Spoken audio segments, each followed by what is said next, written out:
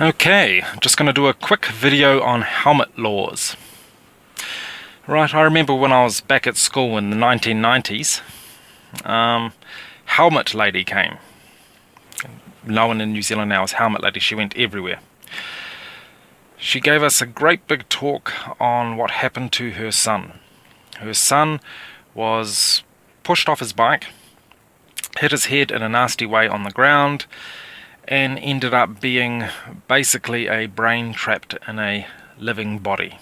He couldn't do anything. He was totally paralyzed. Absolutely devastating for her and for him.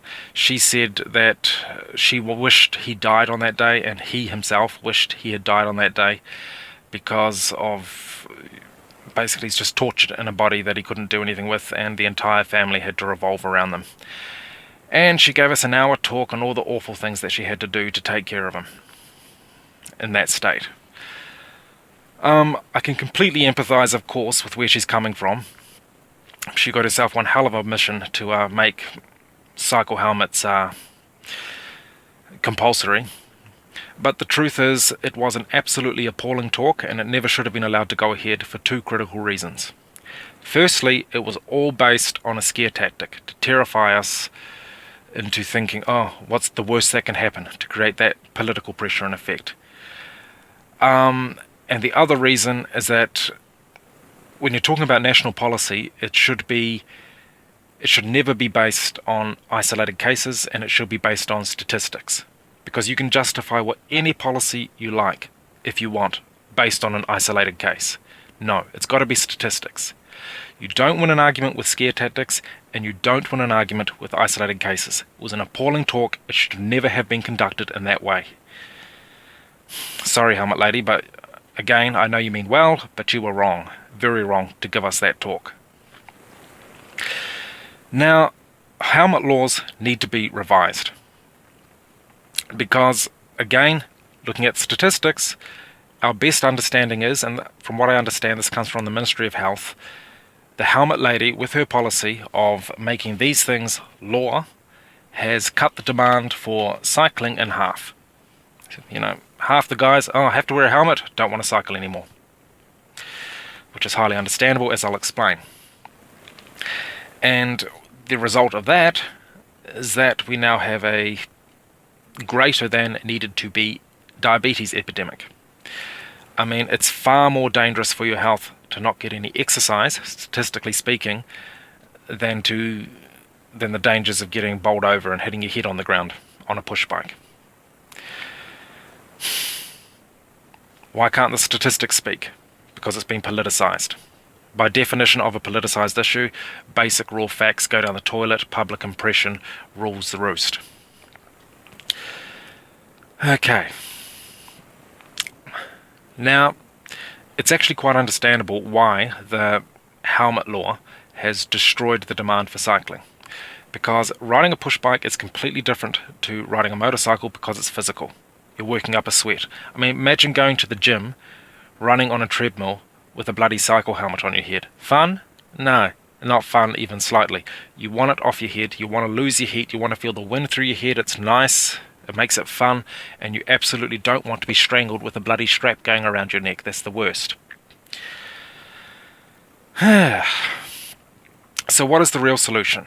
Can we have our cake and eat it too? Can we improve the safety of cycling and get more people cycling so they don't go through the greater danger to your health, which is to get no exercise? Yes, we can, and I think there's the better way to do it. It comes from the insight and respect that I've been cycling all my life. I'm a commuter cycler. I've been doing it for like 20 years. The best thing is to make damn sure that cars can see you, because that's the number one danger. And the best thing for that is not so much lights, although you do need lights, they help at night. They're kind of abstract. Like, you can't quite tell if a light is right up next to you, if it's a push bike or if it's a faraway plane. The best thing, I think, is actually a really good high visibility vest. Yellow one with the silvery type strips on them for reflection with the lights, and you should wear them day and night. Why? Because if they're completely standardized, if we all wear the same vests by law, then cars are going to recognize it instantly. through their peripheral vision even. They're going to see it instantly and know that you're a cyclist. Again, the number one danger is not being seen by cars. And a high-vis vest, unlike a helmet, is completely painless and easy and convenient. It shouldn't take any demand away from riding a push bike. So that, I think, is a far better idea. Come away from compulsory helmets and come into compulsory vests. That would be a much better idea. But there's a couple of other little things that I think we should do as well to make cycling safer while getting more people on their bikes. And that is to have a license. So like once you're 15 years old, you can apply for a license, and there should be a quick online video that you watch which points out all the dangers in cycling to get people to be defensive, to learn how to be defensive when they're riding a bike, and to give them a license once they can pass the test, just to make sure they've acknowledged the basics. That would be a really good idea. Also, I think there's actually a good argument for making cycle helmets compulsory for people under the age of 15. Because the fact of the matter is, kids have poor judgment and they do impulsive things. So they're not safe on the road compared to adults. So yeah, okay, I can give over a bit with the cycle helmets. If I had kids that are like 10 or 11 years old, I wouldn't be totally comfortable, to be honest, with them riding their bikes on the road without a helmet. And another thing we can do is, if we go into voluntary helmets, is to simply paint little signs on the ground, and this will cost nothing. Just a circle with a helmet in the middle of it, with a stencil. Put it on the ground as a recommended helmet zone where it's a bit dangerous. So, let it be the individual's choice, provide a recommendation, and give me the power to take my bloody helmet off and lose some heat when I know damn well that it's perfectly safe or reasonably safe, like in all those bike paths that are pretty much completely segregated from traffic. I mean, come on. I've got excellent coordination, okay? I know how to handle a fall. The risks are so small that I'm going to do anything nasty to my head that it's just silly. Let me lose some damn heat. Let me live my life like an adult who has the power to make reasonable judgments. And everybody else. That's where I'm coming from. Because we get so many more people on bikes. I mean, you've got to appreciate that cycling really is a fantastic way to get exercise. So many people don't go to the gym because they don't have time. Well, guess what? With a push bike, it doesn't cost any time. Because it might throw on, another 5 minutes on your commute? If you're traveling at 20 to 30 Ks each way? You're not in your car, you're on your push bike. You don't have to wear a helmet. It's really convenient. You save a fortune on not having to cold start your car all the time. Your car will last for ages. I think it's a great idea.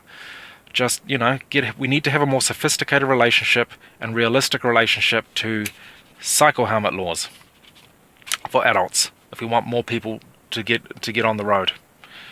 And my suggestions, I think, are a better way to go. And according to the statistics, again, I stress there's no argument. They are a better way to go because we're going to help beat the diabetes epidemic. One of the number one killers, premature killers in New Zealand, is people just not getting their exercise. So think about that. Thank you.